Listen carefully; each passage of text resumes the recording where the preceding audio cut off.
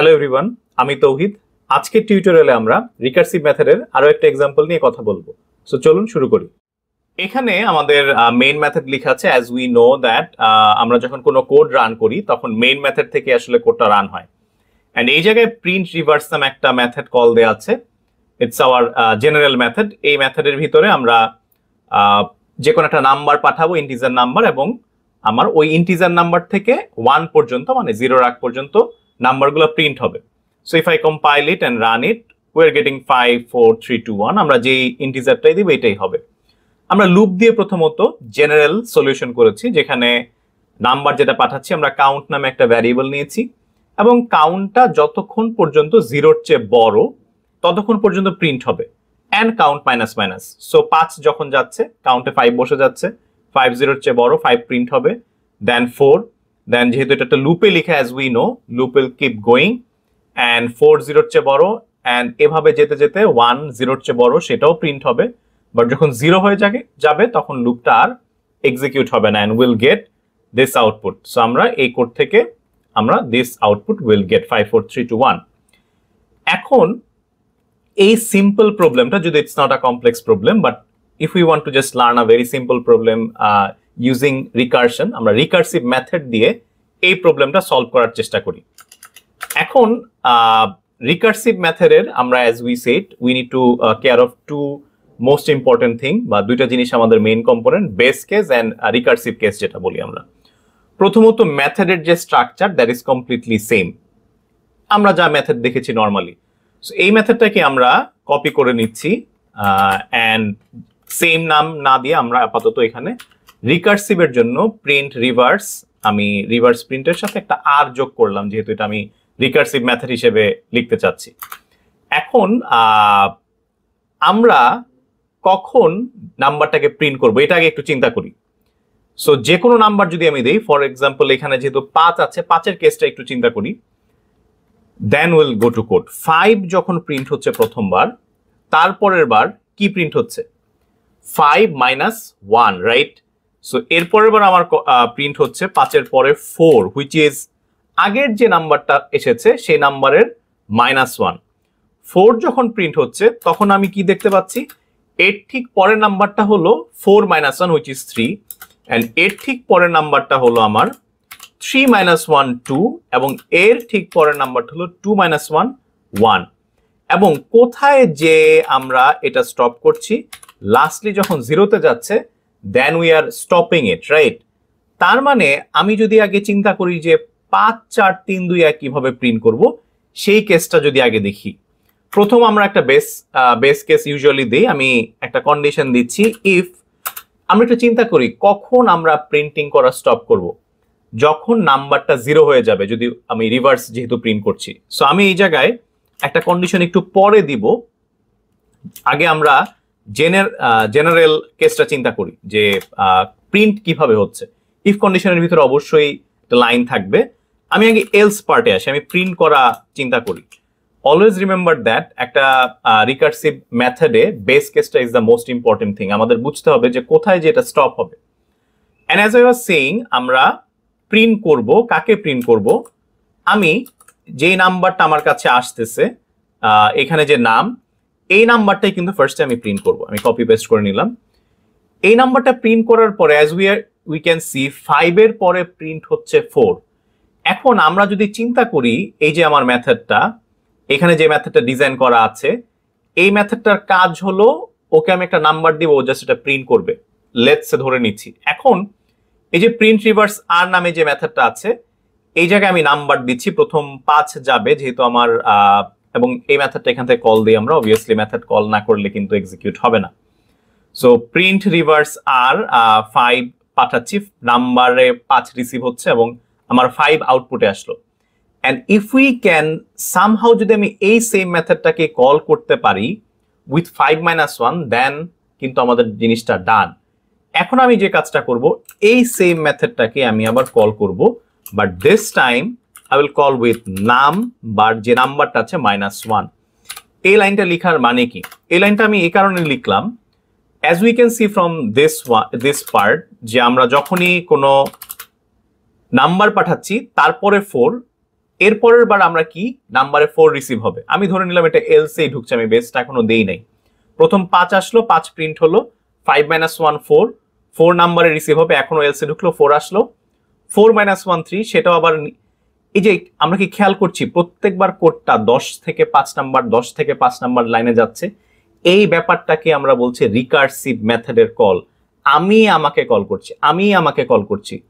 কিন্তু এখানে একটা জিনিস খেয়াল করি তো, 4 গেল, 4 প্রিন্ট হলো, তারপরে 3 যাবে, 3 প্রিন্ট হবে, 2 যাবে, 2 প্রিন্ট হবে, লাস্টলি 1 - 1 হুইচ ইজ 0, 0 যাবে, 0 কিন্তু প্রিন্ট হয়ে যাচ্ছে, রাইট? আমার কিন্তু আসলে 0 দরকার ছিল না। তাহলে একটু চিন্তা করি তো, এই এলস পার্টটা আমি কখন আটকাবো কোডটাকে, কখন আটকাবো যে আমি চাই না এলসে আর ঢুকুক।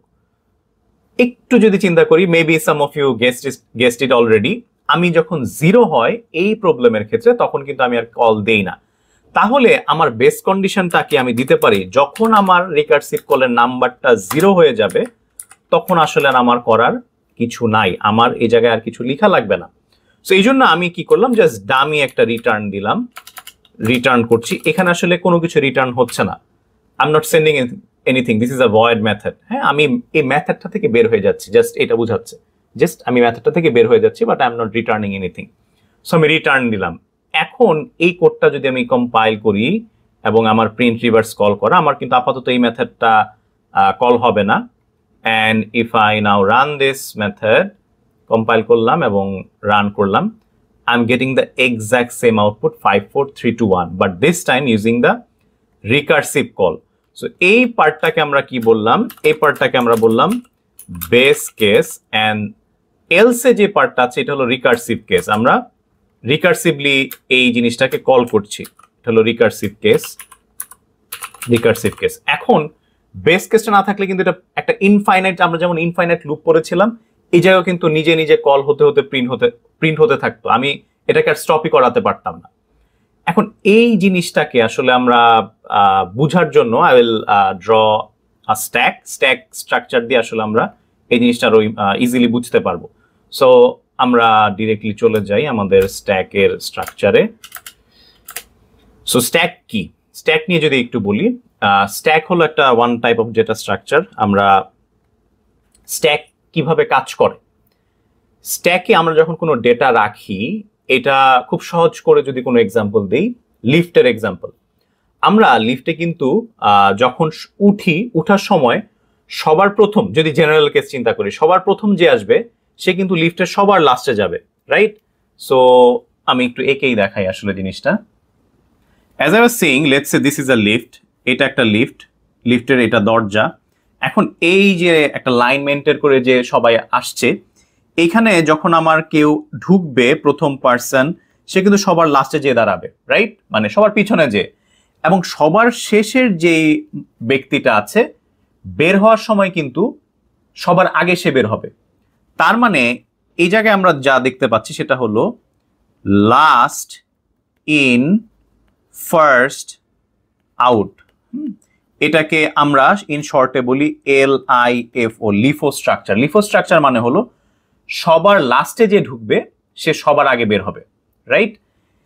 অ্যান্ড এই লিফো স্ট্রাকচারে অ্যাজ আই ওয়াজ সেইং, যে লিফটে যে সবার আগে ঢুকবে সে সবার পরে বের হবে, আর যে সবার লাস্টে ঢুকবে সে সবার ফার্স্টে বের হবে। এই লিফো স্ট্রাকচারটা দিয়ে আমরা যে রিকার্সিভ মেথডটা মাত্র ডিজাইন করলাম, এটার একটা সলিউশন দেখতে পারি। So this is my stack for now. এটা হলো আমার স্ট্যাকটা। এই যে আমি আমার স্ট্যাকটা নিলাম, এখানে আসলে জিনিসটা কিভাবে কাজ করছে আমরা এখন একটু দেখি। ওয়েল, প্রথমত আমরা কেন এই মেথড কলিং এ আসছি সেটা রিজন হলো আমাদের 23 number line, if we see 23rd number line আমাদের কি হচ্ছে, উই আর কলিং একটা মেথড কল হচ্ছে যার নাম হলো প্রিন্ট রিভার্স আর। রিকার্সিভের জন্য আমি আর দিয়েছি প্রিন্ট রিভার্স আর। অ্যান্ড আমার এই জায়গায় কি আসতেছে, আমাদের আসছে হলো 5। ওকে, সো স্ট্যাকে যেটা করব আমরা, স্ট্যাকে হলো আমরা ইনপুটগুলা দিব, আই মিন আমি যেই কলগুলো হচ্ছে কলগুলো লিখতে থাকবো। সো প্রথম কল হলো এই জায়গায় আমার এখানে আসতেছে, আমি একটু শর্ট ফর্মে লিখছি, পি নিলাম, এখান থেকে প্রিন্ট রিভার্স আরকে একটু শর্ট ফর্মে লিখতে যাচ্ছি। সো পি আর ভি আর, মানে প্রিন্ট রিভার্স আর, এবং প্রথম কল কি দিয়ে? প্রথম কল হলো 5 দিয়ে। সো আমরা একটু মনোযোগ দিয়ে দেখার চেষ্টা করি। প্রথমবার যখন আমার এই মেথডটা কল হলো, আমরা এই জায়গা থেকে কোথায় যাব? আমরা 5 নাম্বার লাইনে যাব এবং নাম্বার ভ্যারিয়েবলে 5 রিসিভ হবে। 5 কি 0 সমান না? 5 আমার 0 সমান না। সো 5 যখন 0 সমান না, will go to else, right? এলসে যখন ঢুকলাম, আমি এই জায়গাটাকে ভেঙে লিখি system dot out dot print LN. আমার প্রিন্ট এলএন এর নাম্বারটা প্রিন্ট হচ্ছে, রাইট? সো নাম্বারে আমি কি রিসিভ করেছি? 5। সো 5 প্রিন্ট হচ্ছে। এর পরের লাইনে কি হচ্ছে? আবার একটা মেথড কল হয়ে যাচ্ছে, right? So print P R V আর, প্রিন্ট রিভার্স কল হচ্ছে দিস টাইম উইথ 5 মাইনাস 1। একটা জিনিস আমরা যদি একটু সিম্পলি চিন্তা করে দেখি, আমি একজনকে একটা কাজ দিলাম, দিস ওয়াজ প্রিন্ট রিভার্স আর। আমরা রিভার্স প্রিন্ট করার জন্য 5 পাঠিয়েছিলাম। 5 প্রিন্ট হতে যে সে কিন্তু আরেকজনকে কল করে ফেললো। তার মানে আমি এখানে একটা স্টার মার্ক দিয়ে রাখলাম বোঝানোর জন্য যে এই মেথডটার কাজ শেষ হয় নাই। এই মেথডটার কাজ কিন্তু শেষ হয় নাই, কারণ প্রিন্টিং এ 5 আসলেও আমার পরের লাইনে এই জায়গায় 11 নাম্বার লাইনে কিন্তু আরেকটা মেথড কল করা, রাইট? আমি কিন্তু আরেকটা মেথড কল করে ফেলছি। তো স্ট্যাকে কি হবে? আমার পরবর্তী যে কলটা আছে প্রিন্ট আর ভিআর, এবার আমার এখানে কল হচ্ছে উইথ 4 দিয়ে কল হচ্ছে। অ্যাগেন আমি বেস কেসটা চেক করছি, বেস কেসে কি আছে? নাম্বার 0 কিনা। এবার নাম্বার ভ্যারিয়েবলে কি রিসিভ হলো? 4 রিসিভ হওয়ার পর আমাদের system dot out dot print লাইনে কি আসবে? 4 আসবে। এটা হলো আমার আউটপুট, কিন্তু আউটপুট আসতেছে। প্রথম আউটপুট কিন্তু আমি পেয়ে গেছি 5, পরের আউটপুট 4 পেলাম এখানে। 4 পাওয়ার পর এবারও এলসে যখন আসলো 4 আউটপুটে আসলো, এবং 11 নাম্বার লাইনে কিন্তু আমার আবার 4 মাইনাস 1 কল হচ্ছে। সো এই মেথড থেকে আমি আবার কি কল করছি? Print reverse recursive with 4 minus 1। So এবার যখন 4 মাইনাস 1 কল করছি, আমি কিন্তু অ্যাগেইন বলতে পারি না যে আমার প্রিন্ট রিভার্স রিকার্সিভ যেই মেথডটা কল হয়েছে এটার কাজ শেষ। একটা জিনিস একটু বোঝার চেষ্টা করেন, একটা মেথড তখনই আমি বলতে পারি কাজ শেষ যখন প্রত্যেকটা লাইন এক্সিকিউট হওয়া ডান। আমরা কিন্তু প্রত্যেকবার 11 নাম্বার লাইনে এসে আটকে যাচ্ছি। সো এই জায়গায় আমি স্টার মার্ক দিয়ে রাখলাম। স্টার মার্ক আমার যে অ্যাস্টেরিক্স দিয়ে রাখছি, এটার মানে হলো এটার কাজ শেষ হয় নাই। এবার প্রিন্ট রিভার্স আর 4 মাইনাস 1 আবার কল হবে print R VR with 3, 4 minus 1 3, এবং এখান থেকে আমি আবার কি পাবো? একটা ইফেক্ট চেক হচ্ছে 3 তো 0 সমান না, এলসে চলে আসবে system dot out dot print line 3, এবং এরপরে কি কল হচ্ছে? 11 নাম্বার লাইন আমার কি যাচ্ছে?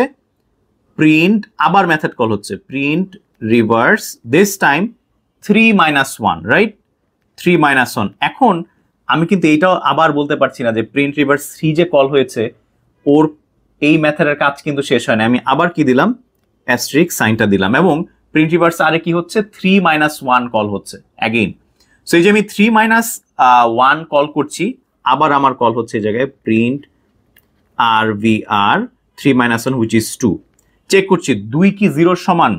আমি 6 নাম্বার লাইনে আমার বেস কেস চেক করছি না, 2 0 সমান না। এলসে চলে আসলাম, আরেকটা প্রিন্টিং, আচ্ছা এর মধ্যে 3 প্রিন্টিং হয়েছিল এর আগের লাইনে, লিখিনি আমি আর কি। System dot print LN this time 2, so 2 print হয়ে গেল।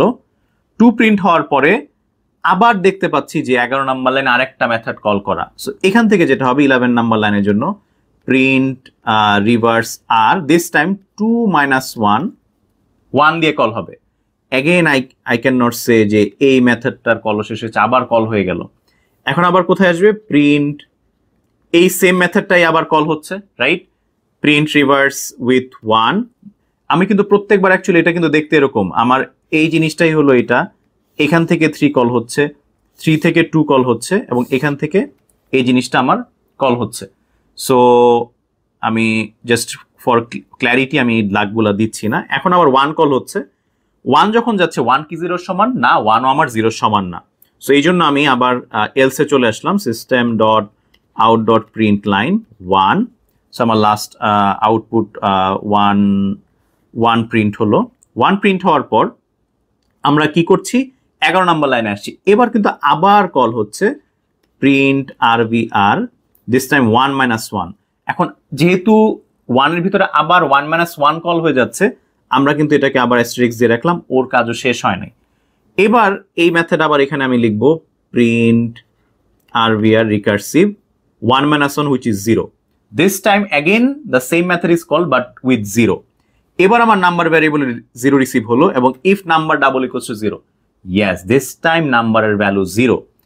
এখন রিটার্ন করে দিচ্ছি, মানে void actually কোনো কিছু রিটার্ন করছে না। That means now I can say this method is done. কারণ খেয়াল করে দেখেন আমি কখন বলতে পারছি যে এটার কল শেষ, 0 যাচ্ছে, আমি কিন্তু এলসে ঢুকে আরেকবার রিকার্সিভ কল দেই নাই, আমি বেস কন্ডিশনে ঢুকেছি এবং এটার কাজ ডান।